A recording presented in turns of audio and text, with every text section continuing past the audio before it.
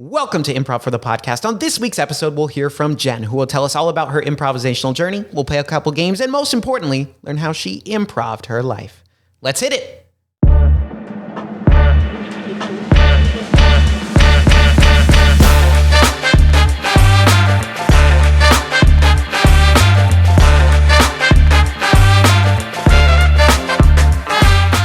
Welcome to Improv for the Podcast. I'm your host, Michael Lee Evans, and on today's episode, we are joined by the incredibly talented UCLA alum, IFTP performer extraordinaire, Jen. Jen, thank you so much for joining us this evening. Thank you. Long time, or first time caller, long time fan. There you go. And now guest of the show. Yes. Yeah, well, I'm very excited to have you on tonight. How are you doing this evening? I'm doing great. Doing great. It is a record cold front here in Los Angeles. It is. Just to like date this episode. Exactly. It's like one of the few times a year where it's below 50. I mean, like kind of at night. So that's a little scary. Which I feel like for LA, you just have to talk about if it's cold, if it's rainy. Yeah. Yeah. It's like, we want attention. We're suffering. Yeah. At least that's how I feel. I'm wearing a jacket in the studio tonight. That's how bad it is. But Jen, you are braving it. And I respect that. It's because I had to let the outfit show. My mom's go-to outfit, she's always like blue jeans, black top. I mean, it's a classic. So you got to keep that whole thing showing. Yeah, that's a clean look, so I definitely respect it. Thank you. I mean, it's, like timeless, classic, clean, stylish. You can't really go wrong with that. Thanks, Robin. Thanks, Mom. All right, there you go. There you go. Shout out, Mom. Shout out moms everywhere. Everywhere around the world. Exactly. There you go. All right, Jen. So before we get into our episode too much, I want you to talk a little bit. What's your relationship to IFTP? So truly, I have been a longtime fan. So actually, my instructor, Ava, I've been friends with for a very long time. Okay. We had been at an internship, like when I interned right out of college. And from there, we just kind of kept up a friendship. I've always thought she was just a bright light and very funny. And she would often say, like, oh, I'm doing an improv show. And I'm that kind of friend that I'm like, oh, let me support you at those things. And for a long time, I've heard those letters IFTP around. And so I've seen her at different shows. I've seen her with Matt. But no, I've watched her just over the years do shows. So, it's kind of wild. IFTP has always kind of been in the background where I'm like, oh, it's always been on my radar. And I've just kind of come at it watching as a fan and kind of thinking like, oh, I'd love to do that one day. But then, cut to like last year after the pandemic, I kind of moved home to NorCal with my parents. I came back to LA and I was kind of really just seeking community again. Yeah. I reconnected with Ava and, she'd come back to LA and she was teaching class. And I kind of just broached the subject of like, hey, I kind of have always been interested. Do you think this is a great space? And she's like, oh my gosh, yes. And then the timing lined up in September and here we are. Ah, that's amazing. All right, wow. Okay, so you've known Ava a long time. Ava, friend of the show, faculty member here at IFTP.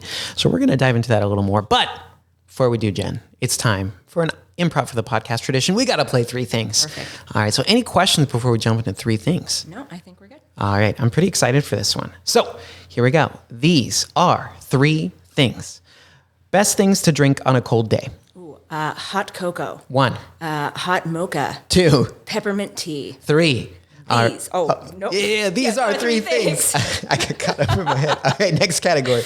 Accounting terms / lingo. Invoice. 1. Receivables. 2. Net 30. 3. These are three things. Last category. Favorite songs that you've covered. Ooh, Yellow by Coldplay. 1. Dark Coffee by Daniela Andrade. 2. And Atmosphere by Marie. 3. These are three things. Oh, very nice, very nice, very nice. Okay, these are some good answers you gave me there. So that first category, I can find no flaw in those drinks you chose. I'm like, those are all like bangers of beverages. Like just classics. Yeah. Now, I have a confession. Is it okay if someone, hypothetically prefers to drink cold drinks even on cold days? No, I think, to each their own. If that's what suits your fancy, great. You know what I mean? Okay. If it brings you comfort, live your truth, live your best life. Okay, thank you. I just needed that validation. It's me. I'm that person who's like, wow. I had like an iced coffee like earlier, well, this morning before work and then later this afternoon. So you know what, Michael, safe space. And if anything, think of it's like people do cold plunges too. Yeah. It's like the cold plunge for your body. Yeah, yes, from my insides. Yeah. Yeah. You know, why does the outside get all the attention? I'm doing an internal cold plunge. And it thanks you. Yeah, thank you for recognizing that. Yeah. All right. So that first category, amazing. Hot drinks on a cold day. Second category. So why did I ask you about accounting terms? You probably asked me because I work in accounts payable at UCLA currently. Yeah. And because I'm an avid LinkedIn user. Yeah, I think I have a lot of respect for accountants because it's a job that I would fail at tremendously. And I know what an invoice is. I forgot your second term. I think I said receivables. Yeah, receivables. But then net 30, which I'm like, net 30, what is that? Is that a Netflix show? I know, be great this summer. No, net 30, it just refers to like the terms in which you have to pay an invoice. So it's like if they issued it to us, we should be paying it within 30 days. Okay, yeah, that makes sense. Okay, this is a random oddball question, but what's what's the most amount of rows you've ever seen on a spreadsheet? 437. Okay. Not maybe that exact number, but I'm like, it feels like a lot. I feel like we utilize Excel a lot to just track a lot of things. Okay. So sometimes it can get kind of intense. You get pretty deep. Yeah. In my work, I also use a lot of spreadsheets, so I'm just curious. That wasn't always true, but it is like in my current job. So I just like, wow, the spreadsheets are a whole world that I'm really only like 8 months into. So I've learned a lot, formulas and things like that. It's incredible. It's a whole skill set. Yeah, absolutely. Yeah. So I've been trying to like optimize we use Google Sheets, but I've been trying to optimize my Google Sheets game. That came up in like a class that I was in yesterday. I think somebody had said Excel, somebody had said Google Sheets, and it was just, it's different worlds. I feel like that's a hot debate among serious spreadsheet users. Like, wow, you're using that free online Google platform. Garbage. Microsoft. Yeah, Microsoft is like the long time standard, I feel like. It's a classic. Yeah, I don't use Microsoft at all. That's okay. Again, like Google. The drinks, it's whatever works for you. Maybe Google is like the cold plunge of office suites. We're really going off on a tangent here. It's okay. Okay, so that final category, songs you've covered. So you are a singer.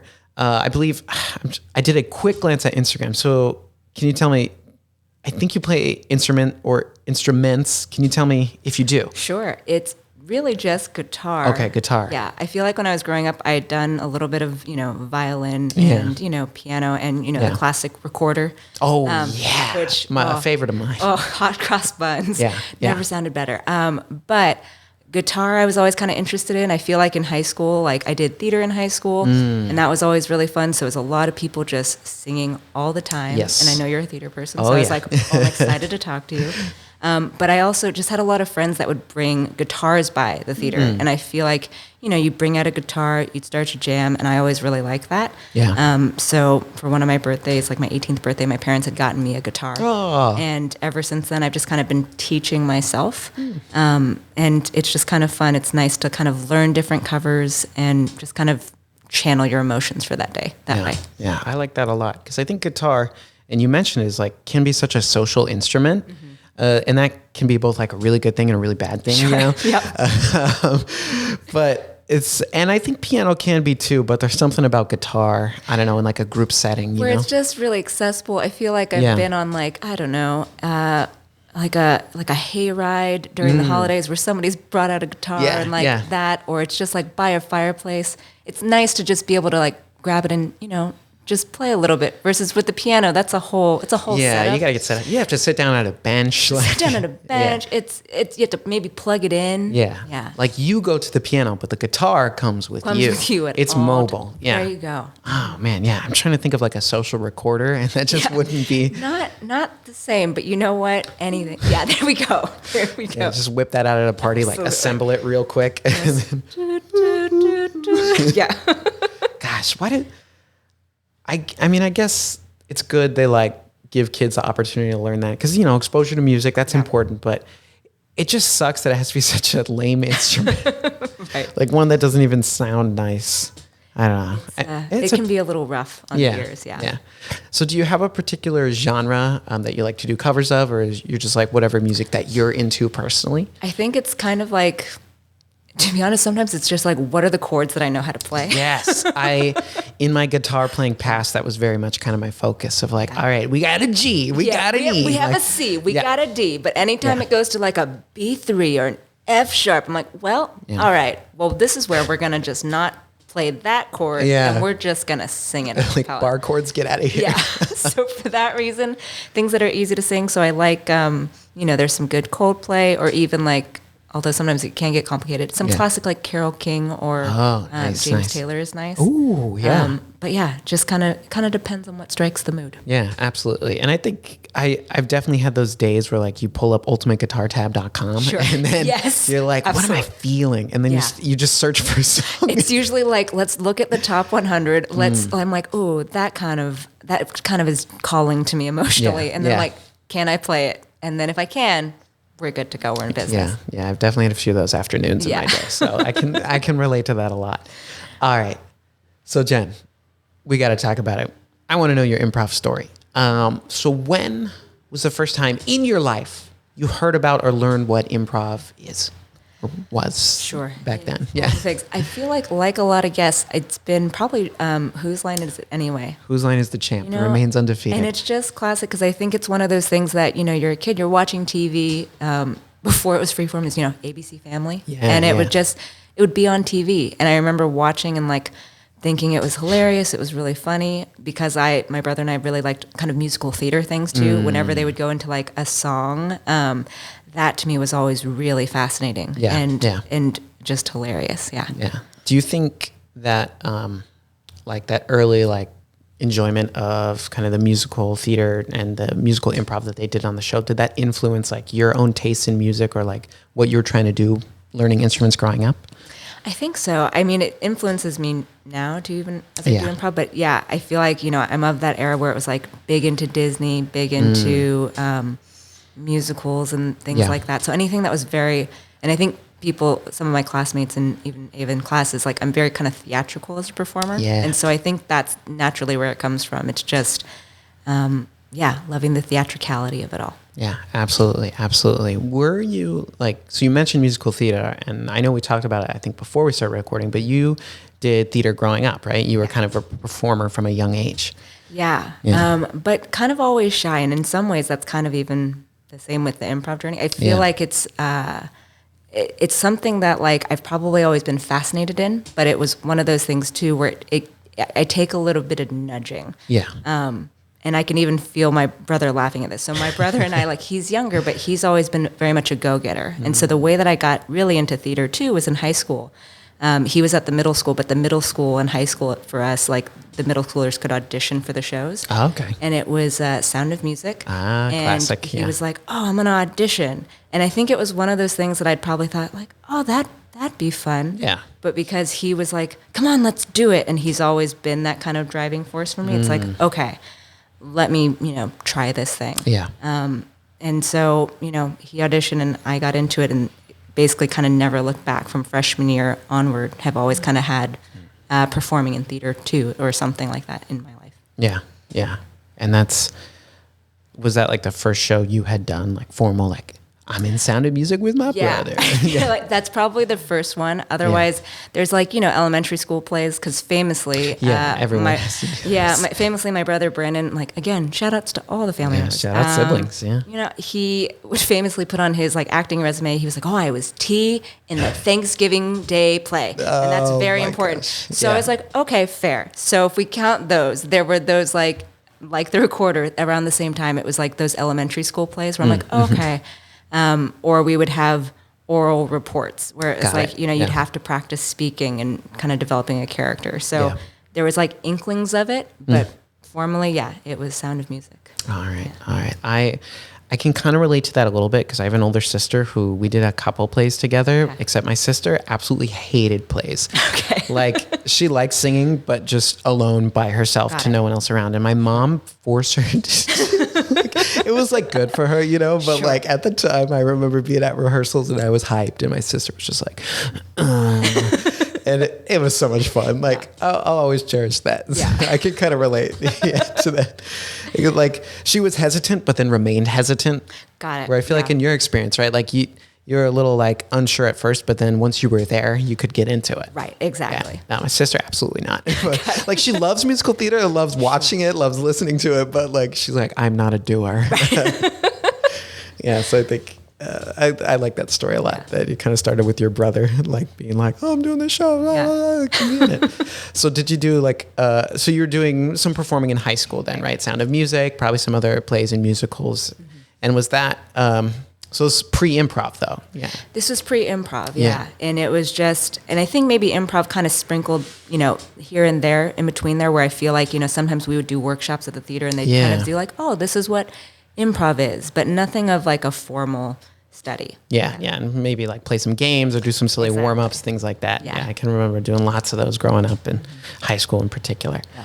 All right, so let's cap off your high school career. Was there a favorite show that you were in that you did in high school? I think it's my senior year musical. We did Beauty and the Beast. And because again, I'm a Disney kid, I'm like, and I love that music growing up so much, to kind of end on this show that all of us had kind of grown up with. It was such a fun experience. Yeah. I've never been in that show, but I mean, it's an all time in terms of Disney like musicals. It's got some of the best songs. Yeah, absolutely. And like, it's just a magical show. It is. It's okay, really so that's a good way to go out in high school, I would say. Exactly. All right, so you finish high school, you go off to college, and college can be a time of many things. Sure. Were you doing any like performing or things like that while you were in college? Or were you just focused on your work, on your classes? It was a little bit of both. So I feel like in the beginning I had done like a student theater group there at UCLA as well. And that was fun just to kind of have that sense of community again. Yeah. But it was a little bit different just because like with high school there's a certain schedule and it's the same kids. So I think it felt a little bit closer for me in high school. Yeah, definitely. And college was great and I was glad that I had experience. But then I also kind of got into like a choral group. So like doing a cappella, which feels like a very classic, college thing as well. Yeah. Pitch Perfect, right? Yeah, like exactly. that. So I guess, performing in like that sense of community with a group has always kind of been a part of that. Yeah, that's been a theme. Like high school, it was theater, and then in college, maybe it was more music based, like focusing on, choirs are cool, especially a cappella choirs. I've never done a cappella, just regular choir or whatever. So that's like, maybe one day. I've got time. You have time. Probably harder to find as an adult. Like, hey, anyone want to start an a cappella group? But sometimes you can just burst into song, Michael, and then you just, or that's if true. I'm in the room with you, I'll join you. Okay. I'll work on my like bum bum bum bum bum. Perfect, exactly. Like all that stuff. Yeah. Because I know that's a separate skill set from just like singing too, I think. All right. So college, we're doing some a cappella. We're doing maybe a little bit of student theater, all that good stuff. While you were in college, were you being at UCLA? That means you're in LA. Yeah. Were you seeing anything or like a participant in the LA comedy scene at all? Not as much. It's kind of like probably even like post-college. I feel like, I like winding down with a good comedy. Like I like a good Mike Schur comedy. I love The Office. I love those things. And so especially even like, I guess before the pandemic, but I was really getting into like The Good Place. And then with that, really there was, I was getting into like the podcast episode with Mark Evan Jackson. And he would talk about like improv and he kept plugging, he's like, we do a show.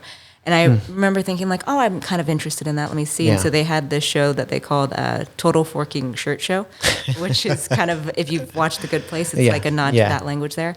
But it was like a benefit for, something he and his wife do. And I was like, like, let me check this out. Because basically the show would benefit to bring improv to high schoolers in, I think, Detroit or something. And I thought that was really interesting. And just, I'd gone by myself and I remember watching it and thinking like, wow, they're creating this on the spot. That's amazing, And then, in between those years, it was like checking out Ava and like this crew at IFTP do shows. And then in terms of other comedy shows, like even recently, just because of my passion and interest in comedy there, it's like, you follow different comedians. And ended up seeing a show recently with this person, Michael Cruz Kane, called Sorry for Your Loss. And like, it was a beautiful, one-man show, but about like comedy and grief. And that kind of hit personally for me. So I feel like I've dabbled in like the LA comedy scene. Yeah. And it sounds like, just like a Mike Schur show, like kind of a gateway into that, which is so true. I think of a lot of his shows, and a lot of those like different actors that have been on those shows have like an improv and comedy background. Right. Good Place, The Office. Yeah. And I think that's what it so many is. things, It's like just naturally listening to them even improvise within a podcast. And I was like, oh, this kind of energy and this back and forth and this, ability to be silly. It reminded me of like just things I do with my friends naturally. Absolutely. Even if we didn't call it improv, it was like, oh, I recognize this energy, which is nice. I know we've talked about this on another episode loosely, but I think like everybody growing up has those experiences from like the lunch table or like, wherever, like with your friends, especially, middle school, high school, like where you were like kind of joking around, like doing improv, having bits and inside jokes and things like that. And like, we've all done that at some point, It's like, it's there for everyone, that Absolutely. kind of play where you're just on the fly, like making each other laugh. And those are honestly some of the best memories. Yeah. It's like that doesn't really happen anymore. Yeah. Like work break rooms are so depressing. I know, which is where I feel like that's where I add that kind of extra little flavor into my workplace, because I love my coworkers, but it is like a certain kind of mind with like, especially accounts payable. It's like a, it's more black and white and maybe a little bit more like structured. So I'm like, I find that oftentimes I'm that person in a Zoom room that's like, oh, let's crack a joke. Yeah. Let's find a funny That's moment. important. Yeah. Zoom rooms are brutal sometimes. Having done a few, like, I don't even want to think about it too much. But Zoom rooms for sure. So thank you for bringing that to your workplace. That's important, and I have respect for everyone who does that. Thank you so much. Yes, as a victim of Zoom, as we all have been for the past like 3 years now. Like, it's important. Yep. All right. So you graduate college. There's a timeline there. You meet Ava at some point. How did you meet Ava? Let's get into that. Sure. So I had been at this internship, like post-college, at this entertainment company. Okay. And she was one of the other interns. And I feel like, there was just a few of us, but she and I kind of would hit it off, like just kind of in the day-to-day grind of it all. She would ask me questions, I would ask her questions. And I think just through those lunches and natural things, I was like, like we have kind of a good sense of humor together and just a good energy. And we've just kind of kept in touch with each other through that. And I think in those kind of workroom environments like that, there's kind of like a bullpen area where it's we're just kind of sitting together. And I find that, with her and then other friends I had at that job, that was kind of the fun of it all. It's like you do your work, but it's also like kind of making each other laugh. And that's kind of just where that friendship began. It's like making each other laugh and like helping each other through the day-to-day of it all. Yeah. And that was just by like happenstance. Like you both happened to get that internship. Yeah. And I don't mean to pry, but it was like film related, I think, Yes. right? Yeah. Because LinkedIn. You've done some work like in the past, like you've worked in different like production offices and lots of different things. Okay. Yeah. You have an IMDb page. I do have an which IMDb is pretty page. Sweet. Right. Yeah. I love that. Love that for you. Thank you so much. Yeah. It's cool to be able to be like, I'm on IMDb. Because it's like, who makes those? Like, I know you can take control of them if you get a membership, but someone makes it before that, you know? Well, and that was the thing is like, so the way that started, because part of that was through my job and like sometimes I would get a thank you credit. And so that's kind of where that was. And then I was also just interested in production. So I would help out and be like a PA or a production assistant. Oh, okay, yeah. But where it started too was just like, there was a friend of mine from high school. He was a film student. And then by the time he got to college, I'd helped him with something in high school. And then in college, he was working on something and he was like, hey, he's like, you have a great like narrator voice. Do you want to do a voiceover thing for me? And I said, oh, sure. So like I drove out to his university and like I did a, voiceover for this, campaign thing. And it was just, I don't know, it was a lot of fun. So he's like, yeah, do that, create an IMDb page. And I did. And so by the time I got to this entertainment job too, they were like, oh, you have an IMDb page. They're like, you were very high on a star meter one week. I'm like, that's probably because I told my like cousins and aunts and uncles, and they were like, oh, what's this? Get that family boost. Yeah, exactly. There you go. That's pretty cool. They're like, you skyrocketed up the charts. Yeah. Man, I gotta check my star meter. I don't think it's good. It's one of those things that I don't check. It was just the one time where my boss was like, why are you why are you so high up on this ranking? I'm like, I don't know. I'm like, I'm Do you not have a sure. project like on the way Yeah, or I'm like, no, not at all. Yeah, So I got to Google your name real quick, check for Yeah. like any announcements or. absolutely. Hey, that's a flex though. You can be like, my IMDb just shot up the charts this one time. It's pretty sweet. Well, and yeah. you do that, and I think at that company that Ava and I had worked at, like, I don't know if Yeah. it's still that, but at one point, because they knew I did voice stuff, they were like, "Oh, do you want to be the sound of our voicemail for like the message machine?" Oh, nice, Which is nice. always something I find fun to do. Yeah. Because again, our mom and dad, like, whenever we had like an answering machine when there were physical Yes. landlines. We would always come up with like a family message or other Yeah. stuff, but then mom also wanted to make sure it was like professional. Yeah. And so I feel like I can reach into like that timbre of my voice very quickly. Yeah, you're like, Yeah. oh, I got this. The professional, like, I'm the first thing you hear. Yeah, well, and I think it made my roommates laugh one time because it was just like they were doing homework. I was like, I had graduated already at that point, but then they were like listening to me, and I think they had just heard me go, "If you'd like to reach this, press 1." Oh my gosh. And then they were like, "What are you?" They were like laughing. They're like, "That's great. I don't know what you're doing right now." I'm like, "It's the voicemail for work," where it was like, if you know the extension of your party, press 2. That was amazing. Thank you. That was so good. I'm so glad. It's like a skill set that That doesn't is a come skill, off though. often. But I was like, what better way to share this than Yeah. with Improv for the People? Yeah, that's like some sweet audio right you. there. That's the voicemail voice. Thank like, you. That's why when you that's were the like, gold "Have standard. you done a podcast before?" I'm like, "No," but I'm very excited. Yeah. This is thrilling. You're like, but I've done some voiceover work. Absolutely. Yeah. That's like you could put that in a reel and like send that out and be like, Thank you. check this out. I'll keep that in Yeah, mind. keep that in mind. Like Yeah. you could go, Fiverr? No, but Okay. I feel like that sounds familiar. Fiverr's like a freelance, like kind of gig website where you basically say like, Okay. oh, I have this skill, like pay me and I'll do it for you. Okay. And it's, it can be the most random things like, oh, I'll make a drawing for you. Perfect. Okay. And then So you set Fiverr, your price. there we go. Yeah. Yeah. And it'd be like, I'm a voicemail master. Like I will record your message. Amazing. And then there you go. Just go. get some side cash. So Siri, Yeah. watch out. Yeah. Siri's not even real. So Yeah. you're fine. There we go. Yeah. All right. So you meet Ava. Ava, you're like chit chatting, having bits in the break room or Right. whatever. And eventually, like Ava is like, "Psst, I have a confession. I do improv." Yeah. And that kind of got a worm in your ear because you were like, "Oh, I've done some like performing before. I love comedy.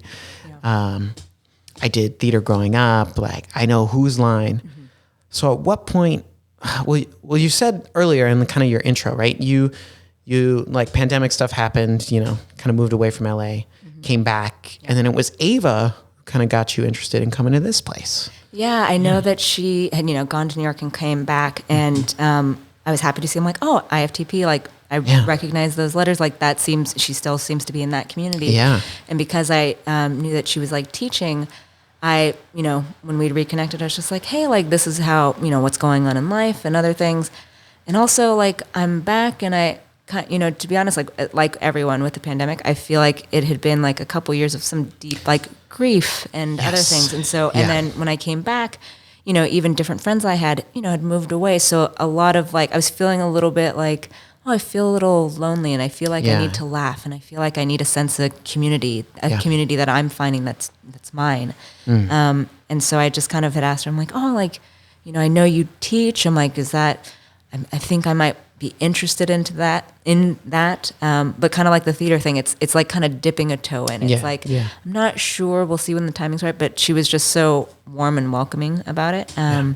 And then, it was like a drinks like early on in the year. And it wasn't until like months later in September where I was like, oh, the schedule finally lines up and I think I'm ready like to try this. Yeah. And I remember like, I think I had booked the class and I had just like texted her a screenshot. I was like, hey, I said, so I'm ready to yes and she's like, oh, so great. So excited. Yeah. Oh man, so you were ready to go. And was that September 2022? Yes. this Okay, last so just this September. past September. Yeah. Okay. And then you joined Ava's class. Yes. Okay. So you joined Ava's class. And how was that first improv class? Because you knew Ava. So it was coming in, you're like, well, at least I know my teacher, but there's going to be other random folks there. It was good. I think, if I'm honest, I think there was a part of me that's like, oh, I feel like I got this. Like, I know how to Yeah, be funny yeah, with friends. Like, yeah. and it's going to be fine. And it was a smaller class, so it was also a little bit more like long form, and you know, and it was the first class. And it went well, but I think in my head it was like, oh, I'm gonna be great, and it's gonna be like so easy. Yeah. And there were definitely moments where it was struggling, where I was like, oh, I don't know if I'm doing this right. But in the same breath of like, I'm, you know, focusing on maybe the things I'm like, oh, that didn't go so well. I know that there were moments that did go well, where people after the class were also really encouraging. They're like, oh, this is your first class. I didn't even know that you seem like you have done this before. And it was just one of those things where it's like, oh, just keep coming back, and you get better and better a little bit each week, which is really nice. Yeah, and I think too, I mean, you already had plenty of performing experience. Yeah. Like, you're like, yeah, I've been on a stage. Like, I've done a lot of these things. So that probably helped too, just coming in with that, like, already your experience. Yeah. Like, you're coming in, you know, some things, you know, because some people come in and they're like, yeah, I've never really done like any kind of performing before. I'm just trying out this improv thing, which those people, I'm like, I'm happy for you, because that's tough. Yeah. It's tough. So did you find... where am I going with this? So like you said, yeah, you'd made friends laugh before, things like that. At what point did things kind of start clicking? Like you were like, okay, this is yes-anding. And, you know. I think, you know, even within that first month of class, like by the end, things were like starting to go. Yeah. But I think even like closer in probably around November or so, I was like, oh, I feel like after a couple months of class, I was like, oh, I think it's like starting to gel. I'm starting to understand the basic mechanics of it. And to be honest, even more recently now, like now is when it feels like it's gelling a little bit more, just because Ava and I talk about this in class too, because she'll be like, oh, you're like me. We kind of are similar, where we follow a logic or things need to make sense. I think as I understand more of kind of the basic structure of different things and what makes a good improv scene, like establishing a relationship and, you know, stakes and things like that. As I understand what that is, I can then bring my own flair and like flavor to it, which is nice. Yeah. But that's still, I would say, kind of a recent development, even where I'm like, oh, now I have a little bit more confidence. And, you know, I've taken class with Ava. I've also done different makeup classes. So I think at this point I've actually hit most of, if not all of, like the faculty here too, just to kind of get like a flavor of what each of them does. And each of them, you know, and I hear a lot of guests say this too, you know, every teacher is different. So it's great to take class with different instructors too here at IFTP, just because they all have a different kind of philosophy and a different approach to things, but it makes you think outside the box. And sometimes it helps you find a different way in to like a lesson or something. Yeah, and I think it's good to be challenged and hear something that might challenge what you think. Or like, oh, I think this about improv. Yeah. And then like, oh, I never thought of it that way before. I mean, that's why I love doing the podcast, because, I mean, I'm thinking like how I thought about things 25 episodes ago. Now I'm thinking about how I think about them now. And I'm like, it's definitely changed. Right. Like just hearing everyone's conversation and the perspective everyone can bring to improv is, oh, it's a treat. It's a real treat. All right. So do you have some favorite improv exercises that you've done in class? I'm trying to think. I think sometimes I like interpreter or things where there's like a good physicality. Yes. I also I'm a fan of sleepover, just because it's fun to do with a group. Like we did that in one of the first shows I did in December. And like that group, I'm like, those gals I'm like used to performing with in class as well. Yeah, so that helps. But it's always like a fun thing, just because you're finding out in that moment, like, you know, who's the host and what's the secret.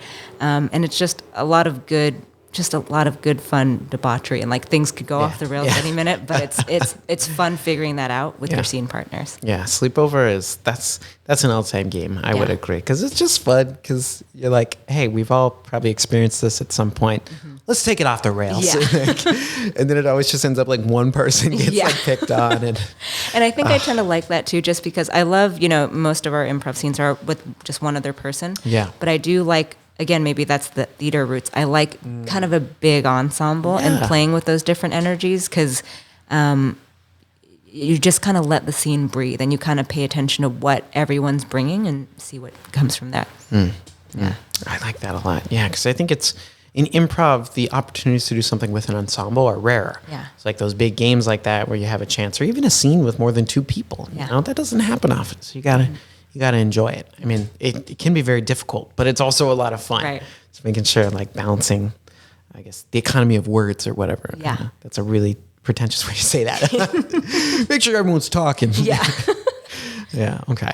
So you've done a couple of shows. I know you mentioned one in December, and then I know you just did one like a couple of weeks ago here in February. So what has your experience been doing improv shows at IFTP? It's been really good. It's, you know, in the same way that I had it in high school, there's that kind of butterfly feeling of like, oh, I'm a little bit nervous, but it's exciting. And to be honest, like the shows have kind of come at these beautiful times. Like by the time December hit, like at that point too, I think at one point, because I was going to be traveling, I was like, and I think we even talked about this a little bit beforehand, I was going to, you know, leave and I was going to be like, oh, I'll see you in January. But again, I feel like this community is so loving and it's kind of like it really just brings you in. I think I was like, oh, I think I have to skip December, guys. And I had some friends in my Monday night class. They're like, no, you can't skip. This is like you gotta be here. You gotta be here. And I was like, okay. And then I got, you know, chosen to be in like the December show. And I feel like even that moment, it was like a moment too, in like just in my life personally, where it's like, oh, I'm feeling a little adrift or other things, but to just kind of have that like email come to you like, oh, we want you in the cast. There was something about that I was like, what? Me? And I feel like that did something for my confidence where I was like, wow, like that's amazing. Like somebody sees something in me, which was just so kind of life affirming. And then, you know, by the time February hit, it was kind of the same thing of like, oh, like, do you want to be in this show? And it's like, yes, absolutely. And that one was really, really special. Just because, so as I've kind of mentioned, and, you know, mom, brother, I feel like I have to mention dad too. Hi, dad. Let's get the whole gang. Family out here. You know, I have a very supportive family and friends. And so we always kind of show up for each other. Like, you know, I have a cousin group chat. Like you know, I've just shared this journey of improv because it's been me kind of blossoming out of my own shell. Like I feel like our family's quite funny. And in some ways that's also an early memory of improv. It's like, we never called it improv, but it's like just watching my cousins do bits or like imitations of our aunts and uncles. Oh yeah, I'm sure. That's really kind of where I feel like my comedy got forged, was like, you just want to be as funny as these cousins and like keep up. Yeah, it's a competition. Yeah, absolutely. And so I feel like I've just always had a very supportive family. And so we, you know, go to shows and do these things.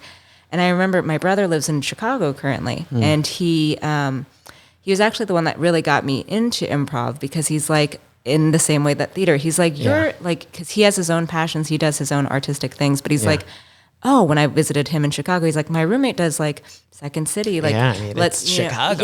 Chicago. And so we had checked out a show there as a family, which I loved, and so that's kind of always been on my radar.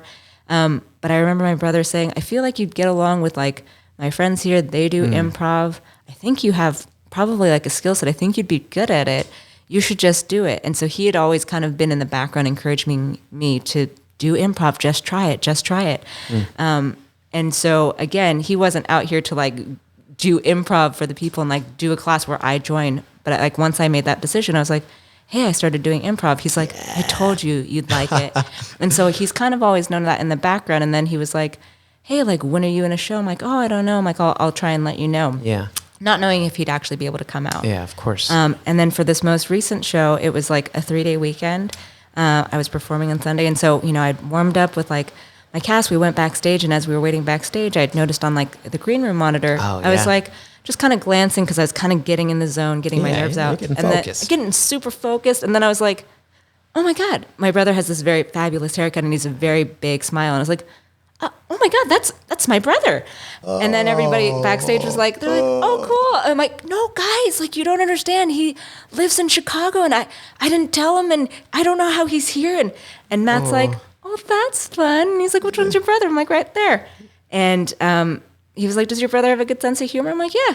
He's like, okay, could be fun. And so it was nice because then like we came out, I found him and I pointed at him and he had a very big reaction. And so for that particular show, we were doing the alphabet game where you have to like start, you know, each sentence with a different letter. And it was already planned, like I was going to do it with an audience member, which I had never done before. And that's always kind of its own nerve-wracking energy. Yeah, because you don't know who you're going to get. You don't know who you're going to get. And I remember Matt had kind of given me the advice before and he's like, you know, make sure you take care of the audience member. Like that's the most important thing. And the scene really sings when you make like bold, confident choices.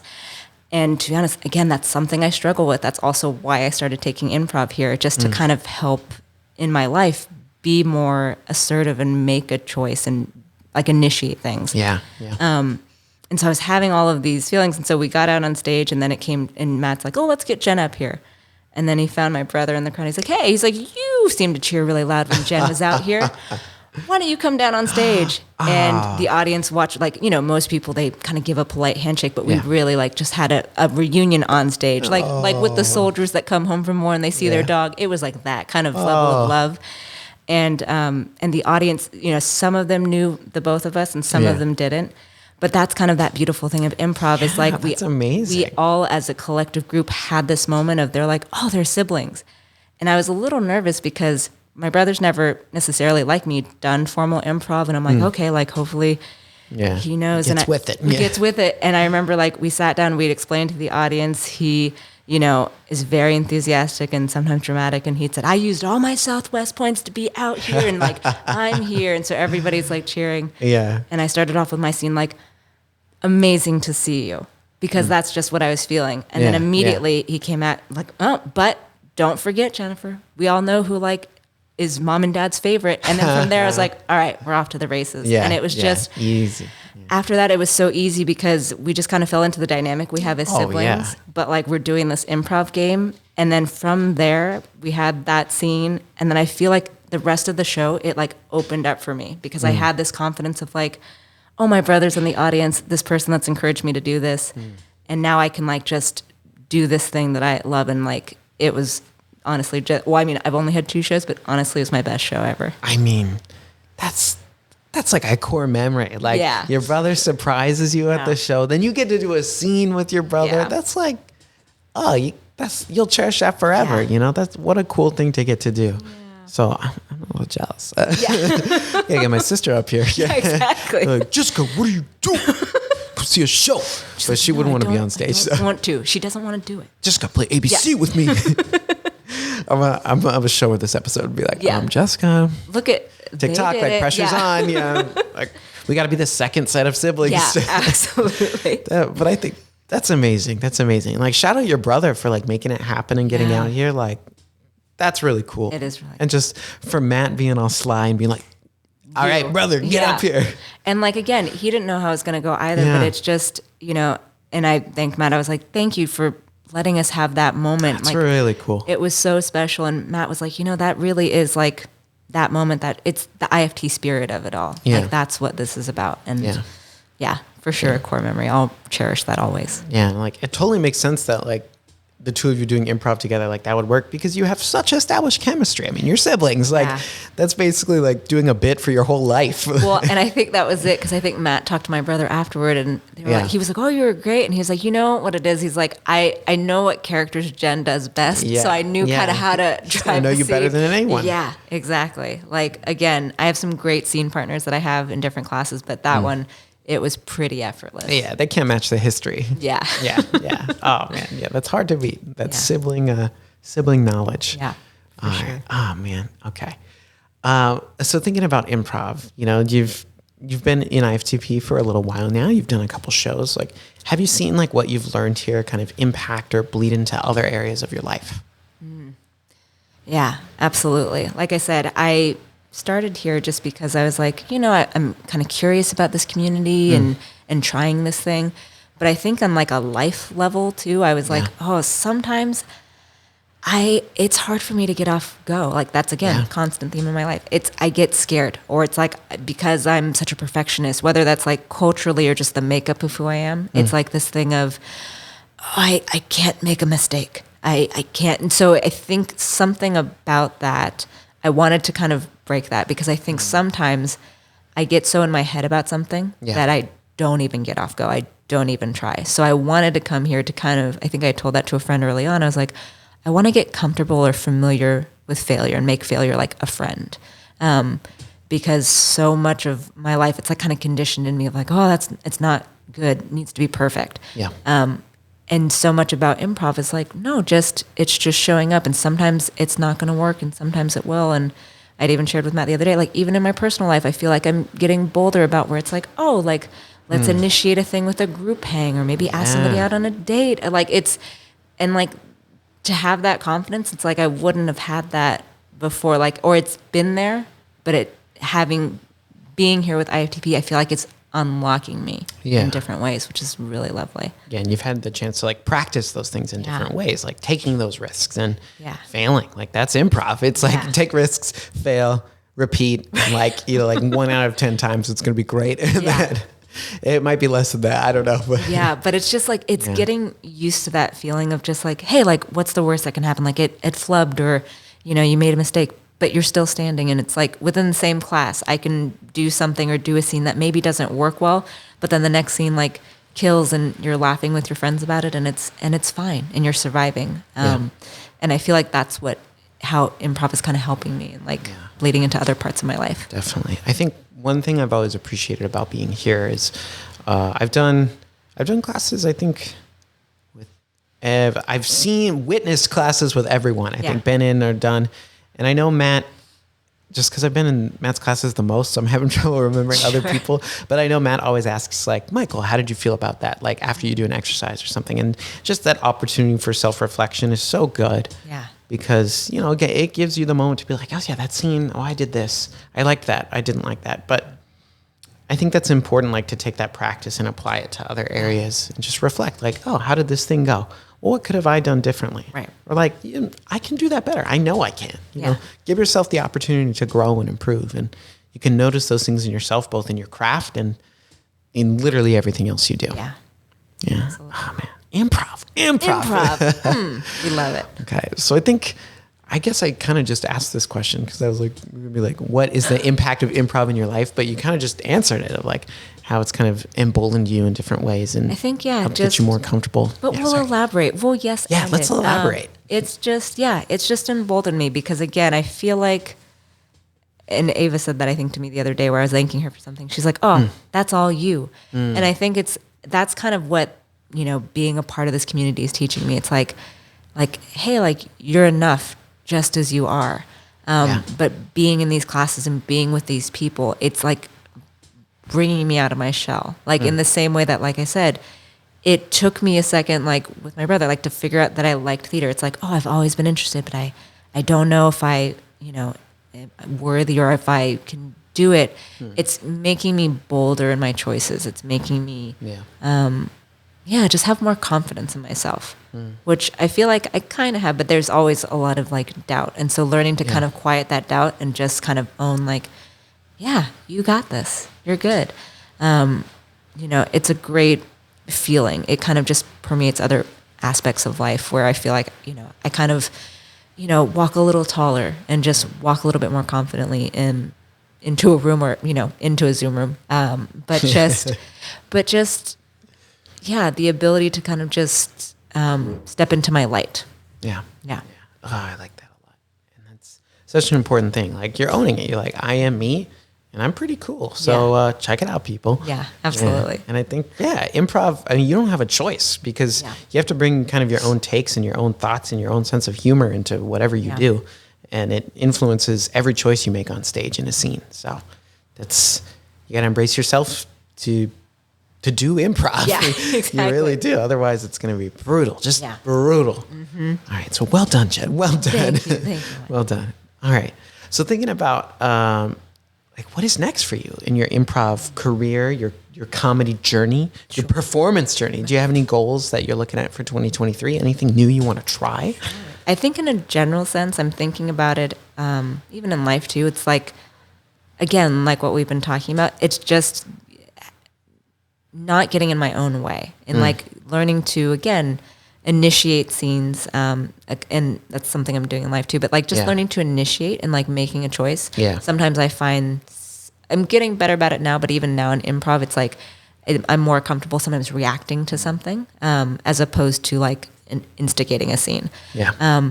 And then we've talked about, music is something that I really like. And, doing musical theater, it's we love bursting out into song. Absolutely. But if I can find, and I think even did it in a more recent show, and sometimes I've done it in class, but being able to incorporate just the musicality and the love of music that I have into scenes might be fun.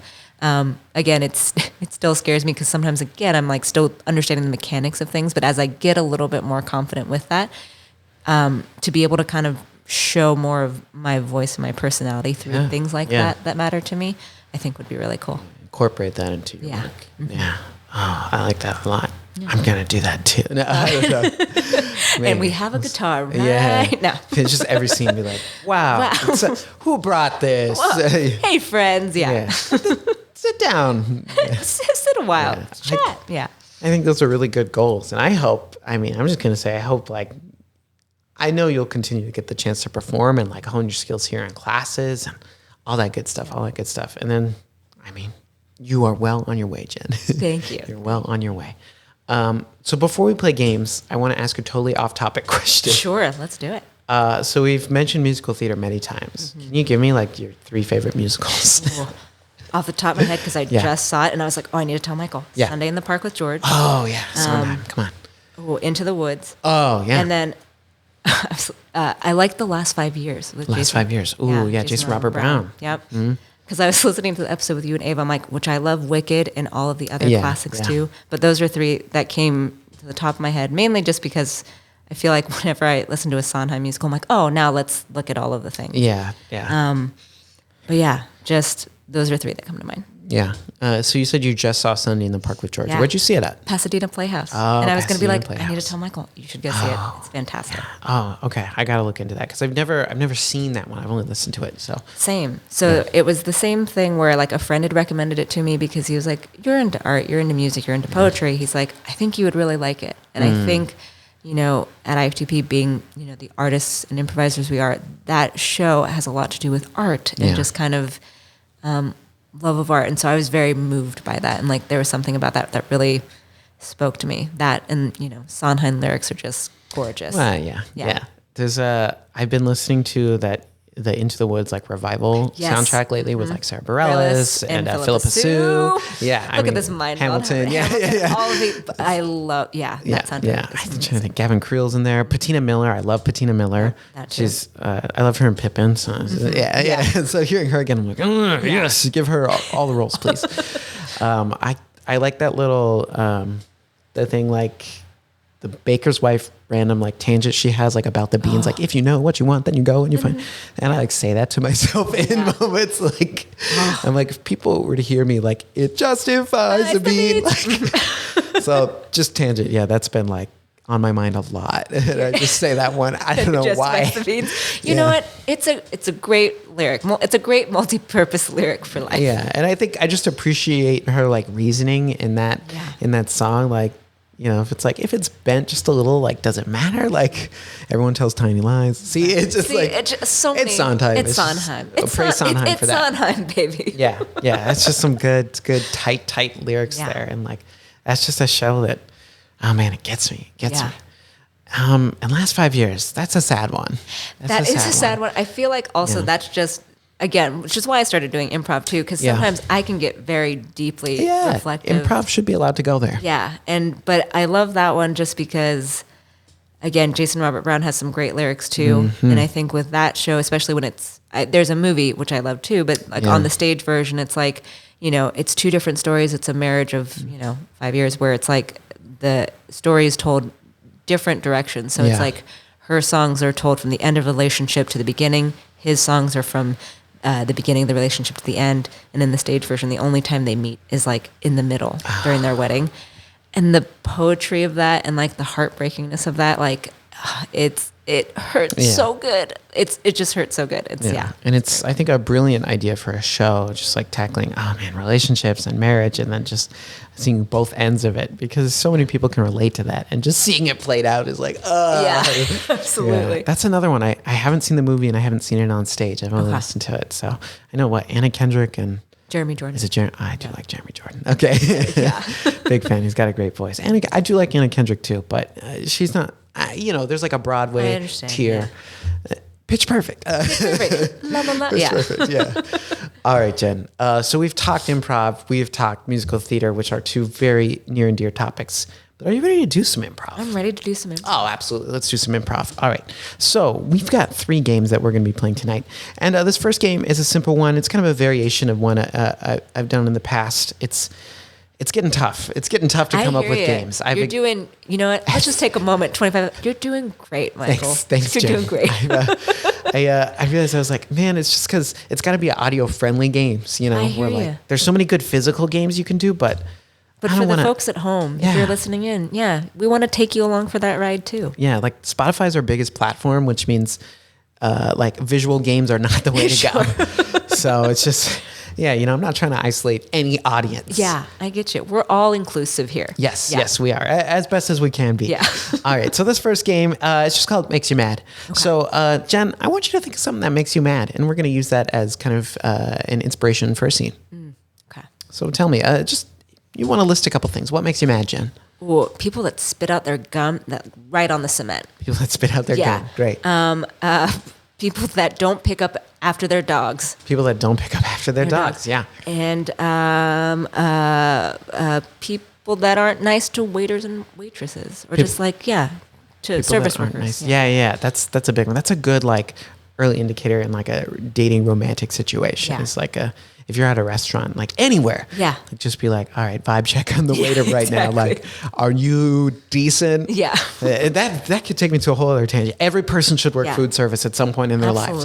Just customer service, food service, because then you'll know. Yeah. The cruelties of the general public. Anyway, okay. So let's focus on. We're gonna take that gum one. We're gonna take gum. That's gonna be our inspiration for the scene. Okay. All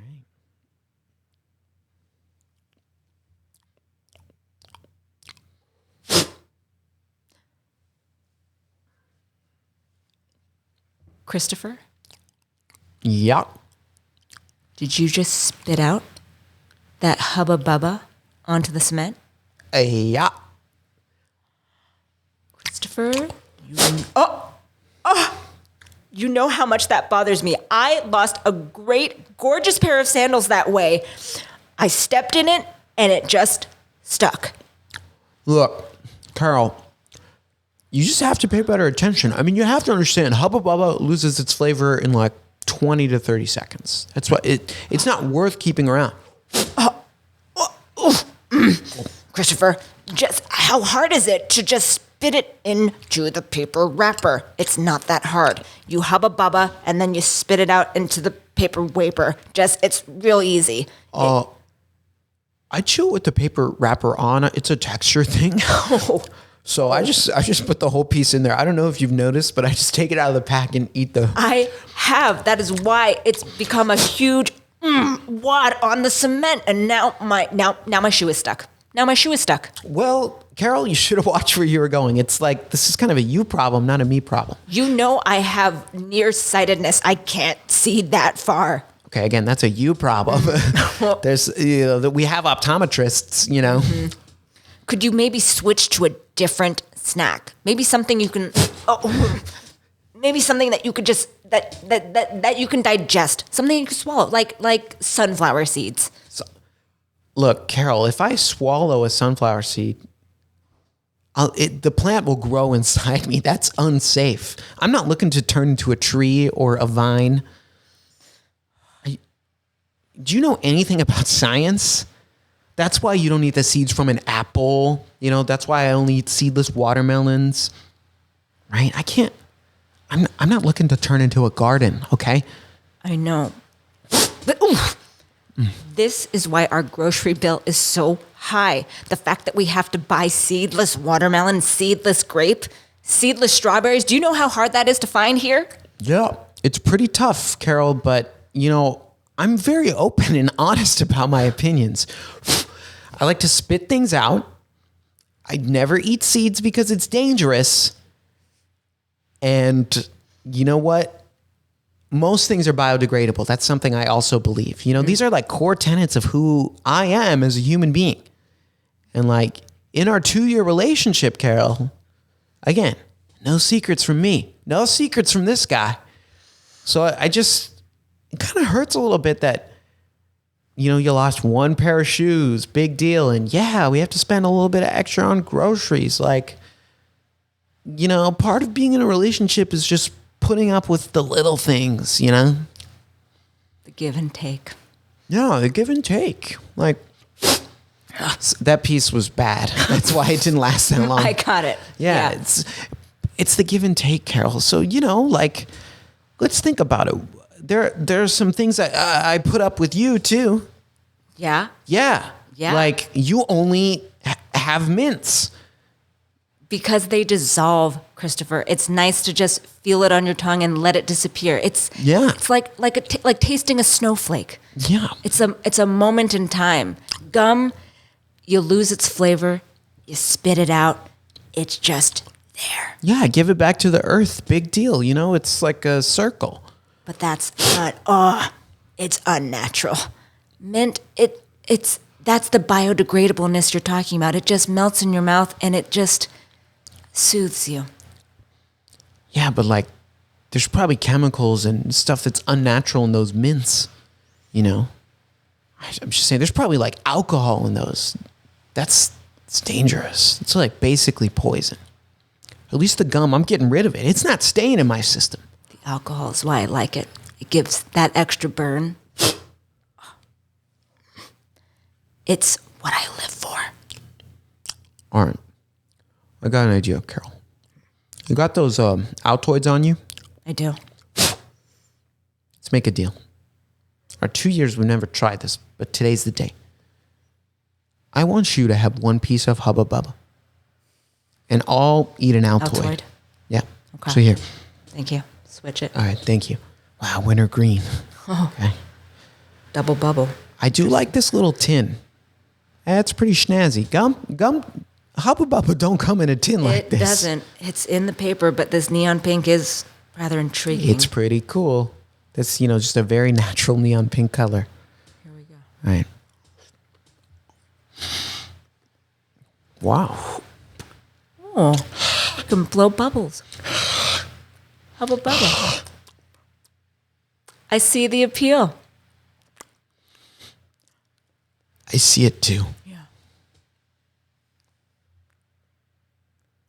So I think we're going to be okay. I think so too. I think we're going to be okay, Carol. I think we're going to last longer than the flavor of this gum. And that makes me happy. Blackout. Yeah. Nice. That was such a good button line right there. I was like, let's see. Yep, that feels right. Yeah. That feels right. I always let the scenes go along because I'm like, we'll either find it or I'll give it to us in editing. See? And like, you found it. So perfect. Thank you. Yeah. And that's something I'm working on in class anyways, like just learning to be comfortable with gray spacing. Yeah. There we go. Yeah. And that was great.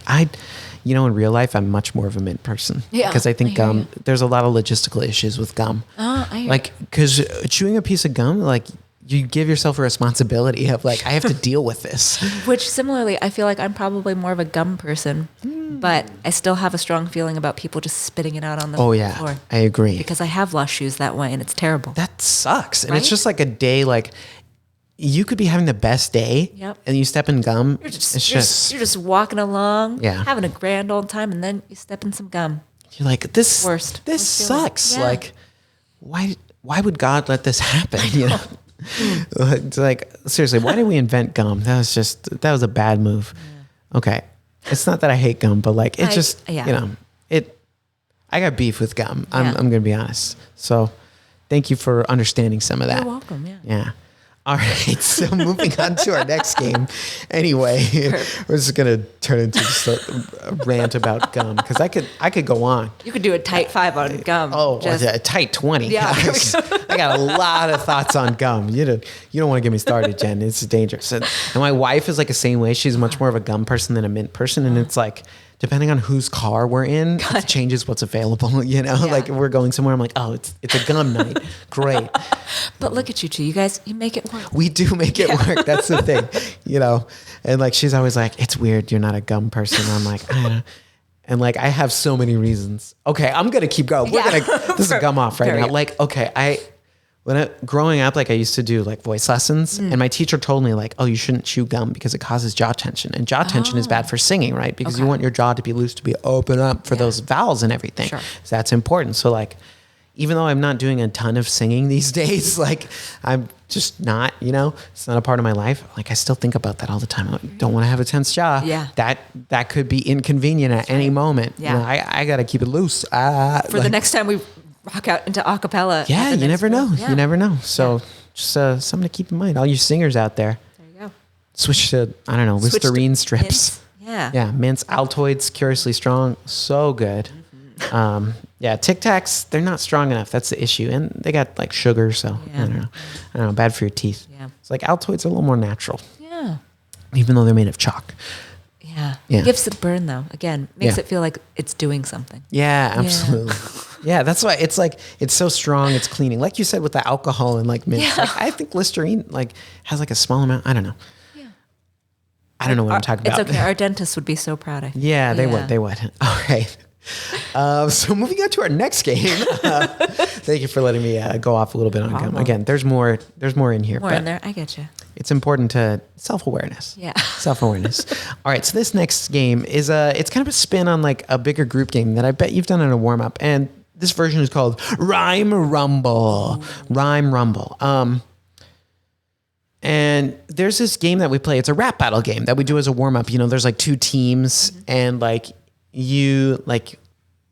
okay, so basically in this version of the game, we're just going to be given a prompt word. Okay. And we're just going to go back and forth with rhyming one-liners. So like, if example, our word is like sky, like we'll just be like, yo, my name is Michael and I like to fly. And then you'll just counter back with something, another rhyme of that sound. Airplanes are up there in the sky. Yeah. Yeah, right? Yeah, so we'll just go back and forth until like whoever loses. Perfect. Yeah. I feel like I blacked out a moment on the rhyme, so I'm like, did that rhyme? Did he say the right? Okay, got it. Yeah, you did. Perfect. So it's basically that. There's a team version of this we'd play at IFTP, but the only team member you have is yourself. There we go. All right. So any questions before we get started on Rhyme Rumble? Nope. I'll tell you what I've told Matt in certain things. I am both scared and excited to do this. Exactly. Well, me too, because I'm pulling these rhyming words just off the top of my head right now. Perfect. All right. So actually, no. Jen, you give us a rhyming word. Oh, I was going to say orange. Let's not do that. No. That's going to end. We'll both lose. Okay. Brick. Brick. Yeah. Yo, my name is Michael, and I'm here to say I go outside and I pick up a stick. You go outside and you pick up a stick. You miss that ball, and then I yell brick. Look, a tasty popsicle. I'll give it a lick. Oh, a lick? Don't get too itchy. You might be bitten by a tick. I don't like to cuss, so I just say frick. Oh, wow. That rhyme was pretty smooth. I think it might even be called real slick. Oh, no, I slipped on the ground. It's slick. Oh, no, you slipped on the ground. I got to take you to the hospital. There's our doctor named Mick. It's Halloween, and I can't wait to get a treat or a trick. Treat or trick is what you say, and I will keep rhyming away. We're changing the lyric, and now it's off the course, and I am running out of steam, and I'm going real hoarse.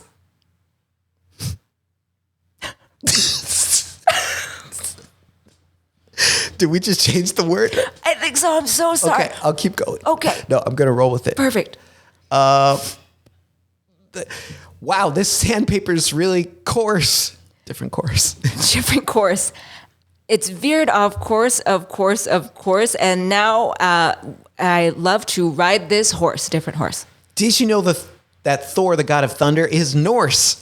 No, I didn't. That's really interesting, and I will keep. Oh no, nope. This is what happens when I rhyme. It goes on a tangent, trying to find the word and trying to figure out. You said Norse, and my new favorite blouse is this one called Blorse. Blorse. Yeah. Ooh, yo, Jen, I got a code for you. It's called Morse.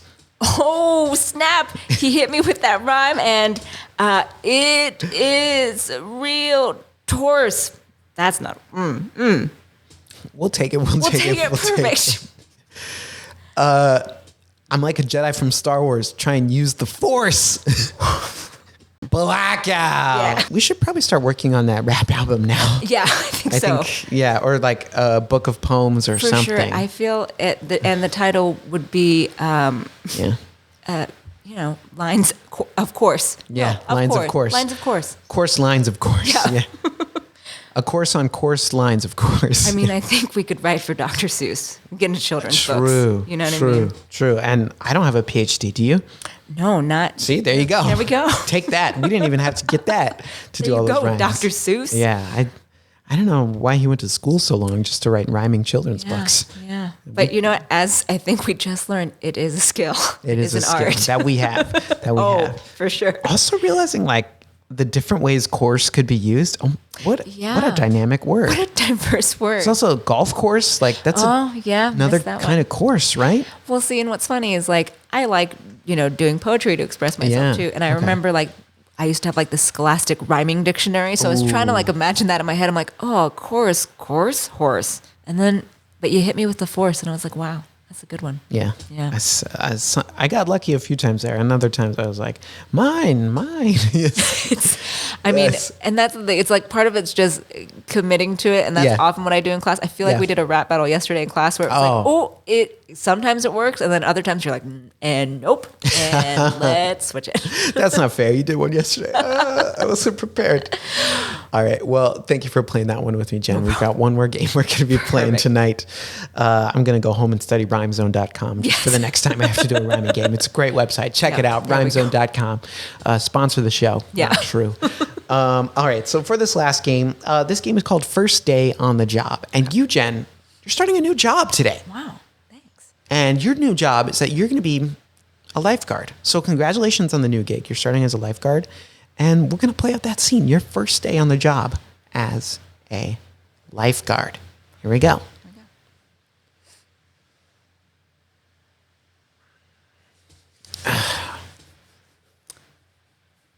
Please stay in the shallow end. Stay in the shallow end. Thank you. This is a constant reminder, too. Please only go in the pool after you have digested for 20 minutes. Thank you. Thank you. Hey, lifeguard? Yeah. Lifeguard? Yes. Hey, lifeguard. Yeah. I heard what you said about digesting. And one time, my cousin Theopolis, that's his name. Yeah. He went into the pool only 15 minutes after eating, and he was fine. So I think I'm just gonna eat this bag of Flamin' Hot Cheetos here, and I don't know, hop in the pool. What are you gonna do? What are you gonna do about it? Well, I respect, guard this life. Yeah. Okay. Well, I respect that. Theopolis might have taken 15 minutes, but you know what? Here at the day pool of San Clemente, we have a very strict don't go in the pool after 20 minutes rule. So, sir, I'm going to ask you to please back up. Please back up. We're going to start the timer now for your chips. Please do not enter the pool for another 20 minutes. Thank you so much. All right, but Cheetos in the pool. Now I got to get the net. Okay. All right. Remember. I'm just dumping Flamin' Hot Cheetos in the water. Sheila, remember your training. Okay. Take this, lifeguard. Okay. Stay calm. Blow the whistle and look. Are you struggling? Are you struggling to swim? Struggling with the hotness of these chips. Okay. Well. So spicy. Manual. Okay. Sir. Can you come over to the side of the pool? You're actually very, very far, and I can't swim. So if you could just kind of wait. Okay, I'm out of the pool now. You're a lifeguard and you can't swim. Mm-hmm. Yep. What? How did you get this job? I was just messing with you, but now I'm deeply concerned. My uncle got me this job. I really thought not many people came to this pool. I was really just hoping to tan this summer. Look, I've been a member of this community, going to this community pool for 15 years. Mm-hmm. I've seen a number of lifeguards come and go. Kids like you, a summer job, but really, your position up there on that tower of yours, it's a matter of life and death. Wielding that megaphone, holding that red oblong floaty. Yep. In any moment, you decide the fate of a child, an elderly man. That's in your hands. And you're telling me you can't even swim? like I said, it's more about the looks. I love holding that red oblong floaty too, but I think it's more of a symbol. It's a symbol. Yeah. What are you, like Batman? A symbol? A symbol? What do you think it would be like if Batman showed up to a crime scene and they said, hey, I've never actually fought crime. That's what you're doing right now to all these families and folks here at the pool, me included. You suck. You suck, lifeguard. I'm so sorry. I have some free chip bags. Would you like a Cheeto, a Cool Doritos Ranch? I do like the Cool Ranch flavor, but I will not be so easily bribed. Tell you what, lifeguard. I want to see you jump in the pool. Jump in the pool, lifeguard. Do it. I only know one dive. Do it. Cannonball! Blackout. What a confession for a lifeguard. Yeah, I know. I was like, oh, I don't know where this is going. But again, let's just see. Let's just see. Let's just see. This is good. That was good, though. I think lifeguard is probably both an awesome and terrible gig. Yeah, I feel like it's a lot of pressure. Have you ever been a lifeguard? No. Me neither. Yeah. It's like, but we thank you for your service. Yes, we thank you. Shout out, well, not all the lifeguards, but a good chunk of them. Good chunk of them, yeah. You know, for when the time comes, we appreciate your presence. Yeah. Unless you're like that lifeguard we just saw. Yeah. If you're giving out chips, though. Yeah, then maybe. I'll let you slide with a lot, like in real life now. Yeah. No, I'll let you slide. You can't swim. No, but you have a floaty anyway. Does it matter? You know, exactly. Again, you have all the tools there. It's there. Yeah. And all you got to do is share the floaty. That's no biggie. Yeah, that's it. Yeah, that's fine. Yeah. All right, Jen. Well, thank you for playing those 3 games with me. Before we conclude tonight's episode, I want to give you the opportunity. Are there any final words or words of wisdom you want to leave us with? I think it's words that I'm trying to tell myself too, which is just try. Yeah. Again, like I've kind of mentioned in life and in improv, I think sometimes I struggle to initiate a scene. And I'm kind of letting myself, like, again, giving my permission to fail. Just try. Like, don't talk yourself out of something before you even given it a shot. Try, and you never know where that's going to lead. Yeah. That, I think, is some amazing advice. So keep it in your brains, your hearts, and your minds, people. Jen, try something, right? You got to try. Give things a shot. Just try it. Yeah. Shoot it. Yeah. See where it goes. There we go. Yeah. Jen did that.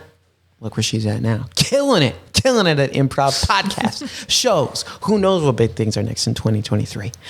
So thank you to everyone for checking out this week's episode of Improv for the podcast. Thank you to Jen for coming on the show. It was a pleasure having you. And as always, Improv for the podcast is available to stream on all platforms, or check out the video podcast on YouTube as well. And if you're interested, please find us on social media. We're there. We'd love to hear from you. But until then, we'll see you next time. Improv for the podcast was created by Matt Moore and Michael Lee Evans. Edited and produced by Michael Lee Evans. And finally, presented by Improv for the People. Interested in more IFTP? You can visit us at improvforthepeople.com or on our socials, such as Instagram, TikTok, Twitter, and YouTube. Remember, new episodes are released weekly. Thank you for listening. We'll see you next time.